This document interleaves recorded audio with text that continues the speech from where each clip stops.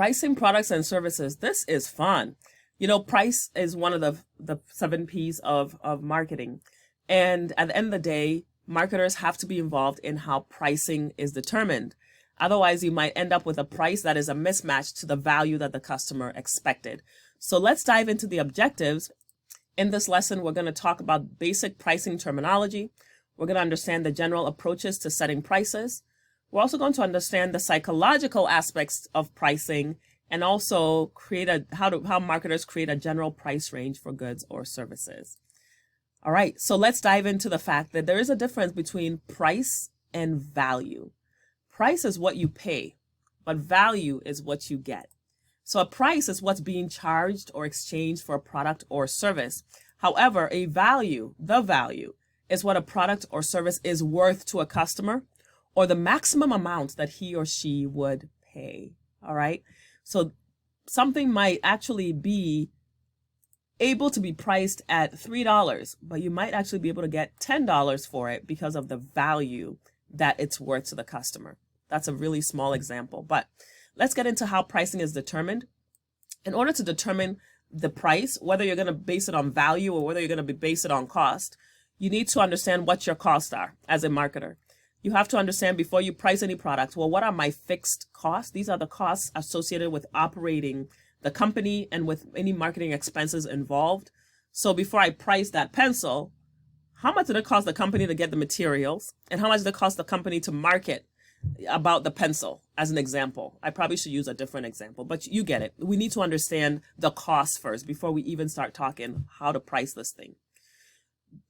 Beyond fixed costs, we also need to talk about variable costs. These are the costs that change based on a per unit basis. So if any sort of costs are not fixed and apply to all the pencils, but actually apply to each individual pencil, we need to account for that as well in our cost. And we also need to understand as marketers our break-even quantity. How many do we need to sell in order to make back what it cost us? And how much do we need to sell it for in order to make back what it cost us? Okay, so break-even price and break-even quantity are both responsibilities of marketers. And if we are pricing a product, we can fall into one of two types of what the book calls industries or ways of thinking. There's a dumb industry and then there's a smart industry. Okay, the idea here is that if we're functioning like we live or we operate in a dumb industry, we're going to compete based on price and try to really be the lowest priced product. So a dumb industry is an industry where all the products and all the competitors are all competing on price. So I'm going to go lower. No, I'm going to go lower. No, I'm going to go lower. No, I'm going to go lower. And then you end up with nobody making any kind of profit. You don't want to operate in a dumb industry mindset. You want to operate in a smart industry mindset where all the companies that belong in that industry are using complex pricing structures and more pricing options. There's less head-to-head competition with price because you're basing price on other things, not just based on the price itself. You're basing the price based on the value. All right, so with that said, let's talk about how smart marketers that operate in a smart industry what else they need to think about besides those things we talked about with costs and, the fixed cost, the variable cost, the break even, that stuff. Beyond that, smart marketers also think about price elasticity and the fact that if there's a change in demand in a market in response to the change in price, then that product is considered, that price is considered highly elastic. In other words, if when I increase the price of the pencil, I sell a lot less, then that pencil is highly elastic. The price is elastic. So I should be very careful how I increase the product. There are some products that whether you increase the price or not, you still sell about the same amount. Those kinds of products are considered price inelastic. And so you need to understand how your market reacts to your prices in terms of elasticity. And the other thing that marketers have to understand is also a concept known as markup. A markup is the percentage or dollar amount added to the cost to determine its selling price, right? So markup is really just your selling price minus the cost. And if you want to calculate the percentage of, the markup percent, you would take that equation, selling price minus cost, and divide it by the cost to get the percentage of your cost to its selling price. Okay, so I marked it up by 50% because it cost me $1 and I sold it at $2. So then my markup, I marked it up by 100%. You see that? I sold it for a whole dollar more. Okay, so the whole markup thing is a very, very smart concept that marketers have to understand. But oftentimes we get it confused with another concept called margin. Okay, margin is the difference between the final selling price and the product's cost. It's written as a ratio or a percent of the selling price, not of the cost. And I love this slide because it puts them side by side. When you're trying to calculate your markup percentage, you're looking at your price minus the cost divided by the cost. When you're looking at your margin percentage, you're looking at the price minus the cost divided by the price. Let me walk you through an example so you get it. Let's suppose that we have a product that costs us $6 and we're selling it for $9. Okay, so that means we're going to make a profit of $3, right? It cost us $6. We're selling it for $9. Our profit is $3. You're with me so far. This should be easy math so far. Here's how you calculate the markup. You will take your price of your price of $9 minus the cost of $6 to come up with your 3. Then you're gonna divide it by your cost of $6. So your markup, you marked it up by 50% relative to your cost. You marked it up by 6% relative to your cost, right? Because you marked it up by $3 and your cost was $6, right? 3 is 50% of 6. You get it? On the other hand, with margin, if you are going to calculate that, you take the price minus the cost and you divide it by the price. So you're going to take your $3 and say, what's the relationship between the $3 and my selling price of $9? Well, 3 is a third or 33% of 9. So your margin is 33%. All right. So that's the difference between those two words. Marketers don't get them confused, or sometimes they do and they got to Google it, but it's important that we don't get them mixed up because our markup is not the same as what we make back in margin. Okay. All right. So ways that marketers price products and services. Marketers can price products and services based on cost. So how much did it cost us to make the product? We're going to then, based on that, add a markup to that product. So that's one way of pricing products. Another way of pricing products is to base it on the market, where you look at what the competition is selling the product for and say, okay, if competitors are selling it for X, we can't sell it for more than X. So we're going to make sure that we sell it for about the same amount as the competition. So that's a common thing that marketers can do. The other way of pricing products is to base it on value and say, forget what the competitors are doing. Forget that it costs us X. We're going to make sure that we sell it based on what we think is the perceived value, what's the maximum the customer is willing to pay. So when it's value-based, you typically start with the customer. What value does the customer receive or perceive from the product? So this is the reason why you might find certain products sold for a higher price than something else that's like, these are basically the same thing. But that's why somebody might come to me for digital marketing services, because I'm an entrepreneur and I sell digital marketing services. Somebody might say, well, Mary's value is really high. There's a real high quality of her service. She delivers reports on time. She gets us. She comes in. She sees us. She understands us. We joke around. We love her personality. I'm willing to pay X amount more than I would pay for somebody else that I don't get that same reaction and feedback with, right? So value-based pricing is awesome. And it works for companies that can tap into what value is important to your customer. So as a marketer, it's your job to say, which of these types of pricing strategies fits best for my product? They won't all fit. You got to be able to figure out what works best for you. There's also dynamic pricing. That's another one. This is when a variable rate is used for each customer, often based on the product or service's demand. This happens a lot with airlines, where as you're getting closer to the date, the demand for the seats go up, and so the prices go up.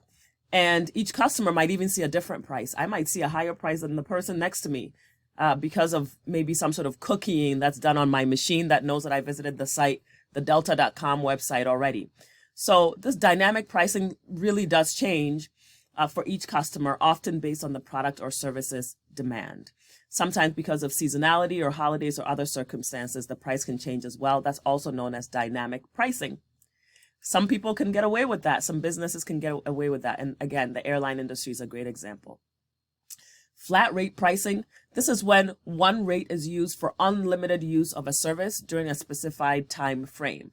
So for example, Netflix or whatever streaming service you have for video or audio, you get unlimited songs you can listen to, unlimited shows you can watch, all for a price of this much per month, right? That's called flat rate pricing.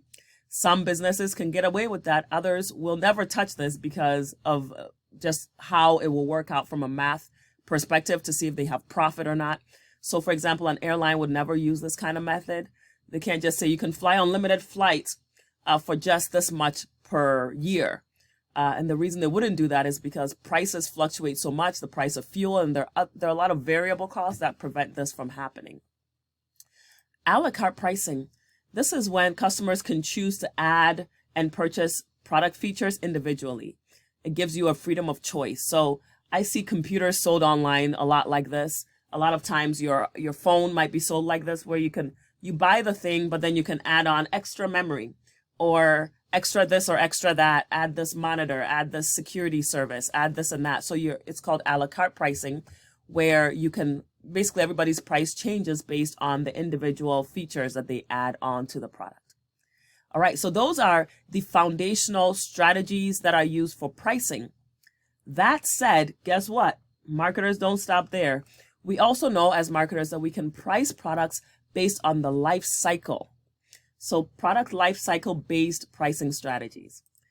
Here's where it gets good, because when we first introduce a product into the market, we can do something called price skimming.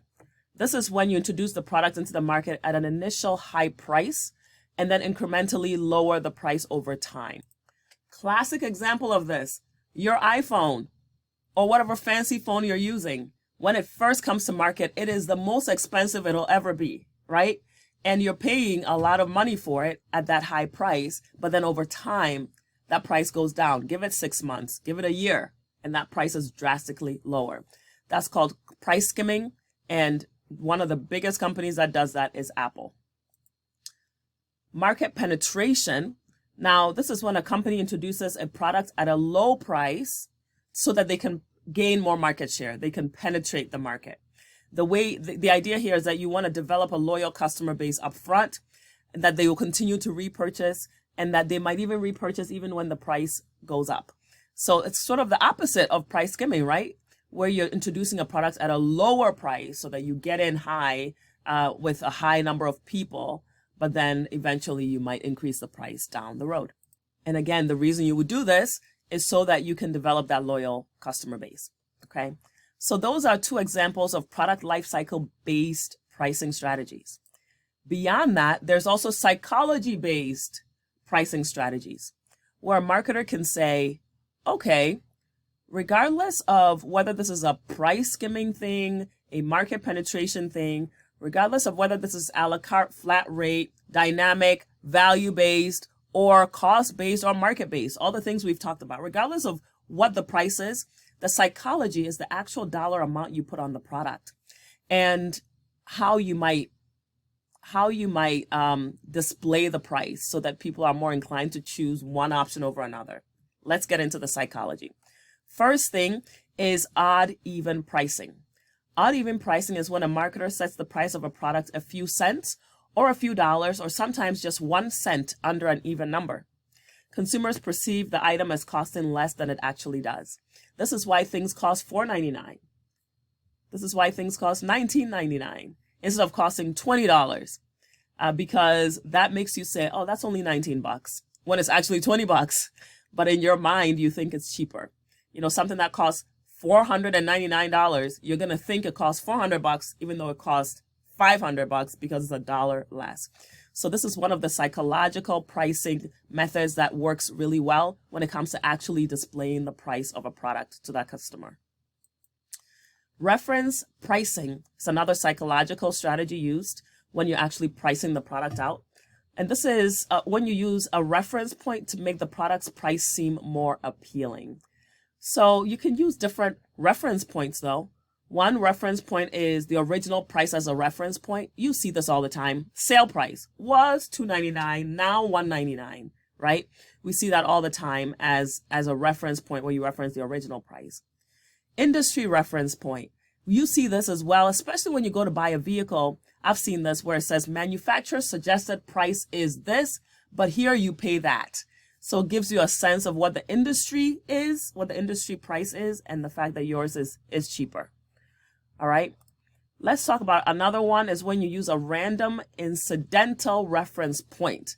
This happens a lot with online purchases, and you may have encountered this, you may not have. But the idea here is that you have a random incidental reference point where the product you're trying to buy has other products you may be interested in, but all those other products are just significantly higher cost. And so it makes the product that you're buying seem more appealing because it's lower cost. So random incidental reference points. The items that are displayed are random. They don't really, they're not the same as your product at all. They might not even be in the same category, but sometimes they are. But the whole idea is that, I'm buying this computer and then there are these other computers. Mine is a, 2 gig RAM computer. I'm just making up some numbers, right? And so my price is X, but these other ones they're displaying are 4 gig and 6 gig and 8 gig RAM. So their price are going to be higher anyway. So their display just make me sort of feel like, oh, I've got a good deal in the cart. You get it? So this is not I don't want you to think this is shady. Certainly some people use it in a shady way. But the whole idea here is that marketers that do their job well know that people are driven by either high prices or low prices, and will use this kind of incidental reference point just to help you go ahead and make that purchase already instead of sitting on it. The third option, all right, the third option, we've all seen it, is kind of like this, where we are presented with 3 options. And when we were presented with 2, we were really confused. But as soon as you throw in a third option, all of a sudden we're really clear that we want the middle option, right? This works really well when you want to drive people toward making a decision, but you know that they are going to be indecisive. And so you throw in a third option as a way to really get people to choose, usually the middle option. This is based on something called extreme aversion theory. And the whole idea is that people tend to avoid extreme options, including price, and they often choose a middle option. That's what we often do as human beings. So marketers have realized over the years that, people really have sort of decision, sort of a decision fatigue, or just they're confused, they're frozen by their decision.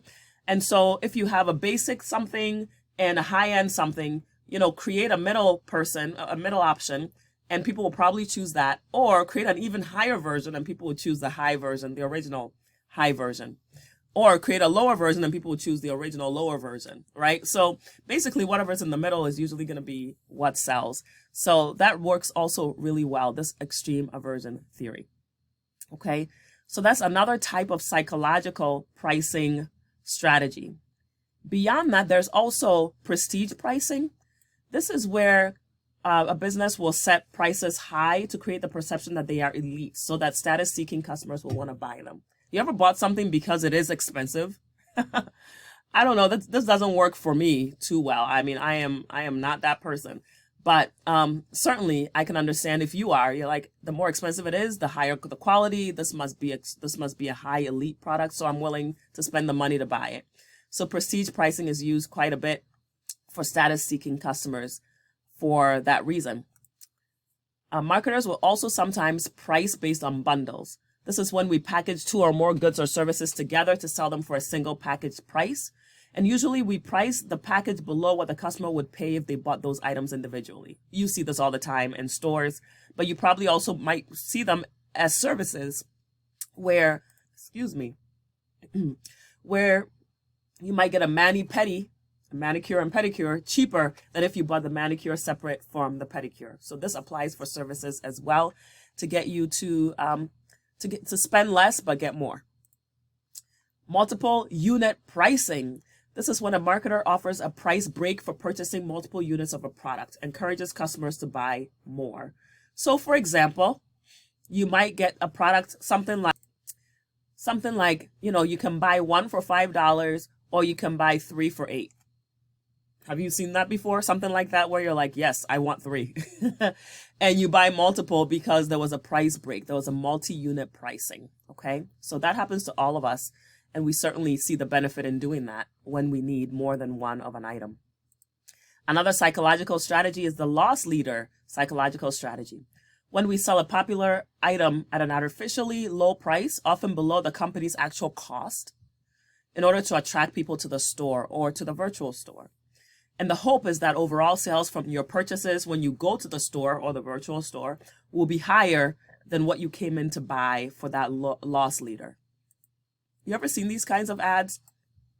You know, buy this for only 1 penny, or, you know, Black Friday deals here in the US where you might have something that's so low in price you almost can't believe it. But oftentimes when we go in to buy that one item, the store and the service provider hopes that because you're there, you're going to buy other higher priced items and hopefully help them offset the loss that they took on you purchasing the loss leader. Okay. So those are the psychological pricing strategies that marketers use and that businesses leverage to make sure that they get you to make a purchase decision. And so it really comes down to you, the business, and especially the marketing team, to come up with a pricing strategy. And to do that, we need to think about 3 things. It's called the 3 C's. Before we decide which pricing strategy makes sense for us, we need to think about the company. You know, what is the product cost to the company? Because we don't want to underprice the product so that we actually lose money. The customer, what does the customer value? So that we know whether we're going to, if we bundle price something for a really elite product, it might be a turnoff. If somebody's in the store buying a really high-end purse or a really high-end suitcase or a really high-end pair of shoes, and they expect to spend $500 on a pair of shoes, and you say, but if you buy 2, you know, you only pay $600 or $700. That might actually be a turnoff based on what they value. And then competitors, what else is offered in the market? So as marketers, we sit, we research, we look at the cost for the company, the cost to the company, we research the value. So we research, we talk to customers, we look at what's being charged by competitors, we look at what customers are willing to pay, we survey, we do all kinds of research to figure out what the value is to that customer. What is the perceived value of that service? What is the perceived value of buying this high-end product versus this other product? What do they value? And based on this hard research, we then also study the competition and how the industry behaves, right? We don't want to just be a complete outlier without understanding the marketplace as a whole. There might be other competitors also selling things the way that we intend to. What's worked for them? What's their trend over time? Are they selling less now than they thought they would? You know, we really want to do our research from the competition perspective, from the customer perspective, and also from the customer perspective, or from the company perspective, so that we can come up with a pricing strategy. And this is like the most basic way to approach it with these 3 C's, but it does work. And once you come up with your basic idea of what you want to price the product or how you want to price the product, then you overlay your pricing psychology, right, of how you're actually going to display that price. So let's summarize. Pricing strategies should consider product costs as well as customer expectations. You want to make sure that you're really looking at both of those things. And secondly, there are a variety of pricing strategies that work for varied markets, and I'll even add for different customer bases. And so what you want to do is understand and research your customer, understand and research the competition, and also know the cost of the product to the business before you go ahead and come up with a pricing strategy and then lay on the psychology that you're going to use to sell that product. Okay, there's a lot to pricing, isn't there? And guess who's responsible for it? Marketing. Of course, marketing does not operate in a bubble. I don't want you to think that. We certainly work with our financial counterparts, like the accounting teams and the sales teams and the finance teams, and obviously leadership as well, to make sure that we're clear on what we need to price the product at. We don't operate in a vacuum, but certainly marketing is the team that has to know what the customer is willing to pay and what the customer values. And that ultimately is what determines how the pricing strategy will be rolled out. All right. Thanks for spending time with me.